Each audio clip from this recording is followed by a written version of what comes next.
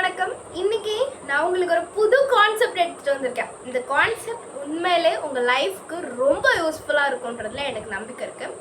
நம்ம எப்போ பார்த்தாலும் நம்ம சேனலில் ஜப்பானில் ஃபாலோ பண்ணுற டெக்னிக்குன்னு நம்ம பார்த்துக்கிட்டே இருக்கோம். ஐக்கிகாய் பார்த்தோம், வாபி சாபி பார்த்தோம், கெய்சன் பார்த்தோம், அப்புறம் இன்னும் நிறைய பார்த்துட்ருக்கோம். அதே மாதிரி எப்போ பார்த்தாலும் ஜப்பான் ஜப்பான் ஜப்பான் இருக்கிறது உங்களுக்குலாம் போர் அடிக்குன்றதுக்காக இன்றைக்கி நான் உங்களுக்கு ஒரு புது கான்செப்டோடு வந்திருக்கேன்.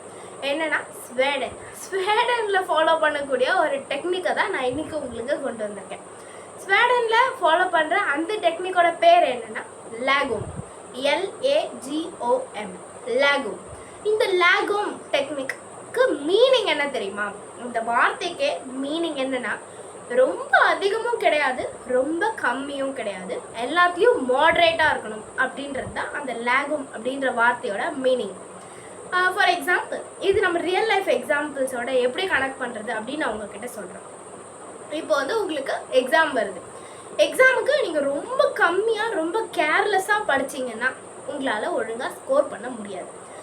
அதே மாதிரி நீங்கள் தூக்கம் இல்லாமல் சாப்பாடு இல்லாமல் எப்போ பார்த்தாலும் ஸ்டடின்னு எந்த ஒரு டிஸ்ட்ராக்ஷனும் இல்லாமல் 100% ஸ்டடீஸ்லேயே கான்சென்ட்ரேட் பண்ணி படித்தா உங்களுக்கு ஸ்ட்ரெஸ் வர வாய்ப்பு இருக்குது. உங்களுக்கு தூக்கம் இல்லாமல் சாப்பாடு இல்லாமல் நீங்கள் தொடர்ந்து படிச்சிங்கன்னா அது உங்களுக்கு கண்டிப்பாக உங்களோட மென்டல் ஹெல்த்துக்கு சில இஷ்யூஸ் கொண்டு வரும். ஸோ ரொம்ப அதிகமாக ஸ்ட்ரெஸ் கொடுத்தும் படிக்கக்கூடாது, ரொம்ப கம்மியாக கேர்லெஸ்ஸாகவும் படிக்கக்கூடாது. எல்லாத்துக்கும் நடுவில் மாட்ரேட்டாக அதை நம்ம ஸ்மார்ட்டான வேலை படிக்கிறது தான் நம்ம ஹெல்த்துக்கு, நம்ம குட் மார்க்ஸ் வர்றதுக்கும் நல்லது. அதே மாதிரி வேறு ஒரு எக்ஸாம்பிள் சொல்லட்டா? இது ஸ்வீடனில் ஃபாலோ பண்ணுற டெக்னிக் தான்.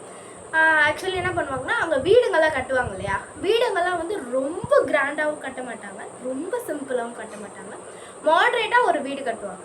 அந்த வீடு கட்டுறது பெருசு இல்லை, அதுக்குள்ளே டெக்கரேஷன் பண்ணுவாங்கள்ல, இந்த சூஸிங் கலர்ஸ், அது இல்லாமல் இந்த எக்ஸ்ட்ராவாக இந்த ஃபிட்டிங்ஸ்லாம் கொஞ்சம் போட்டு அந்த ரூமை டெக்கரேஷன் பண்ணுறது இருக்கு இல்லையா, அது அவங்க ரொம்ப அதிகமாகவும் பண்ண மாட்டாங்க, ரொம்ப கம்மியாகவும் பண்ண மாட்டாங்க. அது மாட்ரேட்டாக அந்த ரூமை அழகாக சிம்பிளாக ராயலாக காட்டும், அவ்வளோதான். அது அவங்களுடைய அது மாதிரி பேஸ் பண்ணி தான் அவங்க ரூமில் டெக்கரேஷன் பண்ணுவாங்க. இப்போ இன்னொரு எக்ஸாம்பிள் சொல்லிட்டா? நம்ம ரியல் லைஃப்லேயே நம்ம இப்போ எக்ஸசைஸ் பண்ணுறோன்னு வச்சுக்கோங்களேன். நம்ம எக்ஸசைஸே பண்ணாமல் ரொம்ப கம்மியாக அதை ரொம்ப கேர்லெஸ்ஸாக விட்டோம் அப்படின்னா என்ன ஆகும்? நம்ம உடம்புக்கு சில ஹெல்த் இஷ்யூஸ் மேபி வரலாம். நீங்கள் என்ன சொல்கிறது, சாப்பிட்டு உட்காந்துட்டு இருந்தால் அது நம்மளுக்கு ஓவர் வெயிட் ஆகலாம், அதனால நம்மளுக்கு நிறைய ஹெல்த் இஷ்யூஸ் வரலாம், அந்த மாதிரிலாம் இருக்கலாம். ஆனால் இதுவே நீங்கள் ரொம்ப அதிகமாக எக்ஸசைஸ் பண்ணுறீங்க அப்படின்னா உங்கள் ஹெல்த்துக்கு ஏதாவது இஷ்யூஸ் வரலாம், உங்களுக்கு கிராம்ப்ஸ் வரலாம், உங்களுக்கு ஏதாவது ஹர்ட் ஆகலாம், இன்ஜுரி ஆகலாம், அந்த மாதிரி எதாவது ஆகலாம். ஆனால் இது ரெண்டுத்துக்கும் நடுவில் மாட்ரேட்டாக உங்களுக்கு தேவையான எக்ஸசைஸ், உங்களால் எவ்வளோ முடியுமோ அவ்வளோ எக்ஸசைஸ், உங்கள் ஹெல்த் கண்டிஷனை பொறுத்து நீங்கள் அவ்வளோ எக்ஸசைஸ் பண்ணுறீங்க அப்படின்னா அது உங்கள் ஹெல்த்துக்கு உண்மையிலே பெனிஃபிட் ஆகும். ஸோ இந்த ஸ்வீடனில் ஃபாலோ பண்ணுற இந்த லாகோம் அப்படின்ற டெக்னிக்கோடைய மீனிங் உங்களுக்கு புரிஞ்சிருக்கும்னு நினைக்கிறேன்.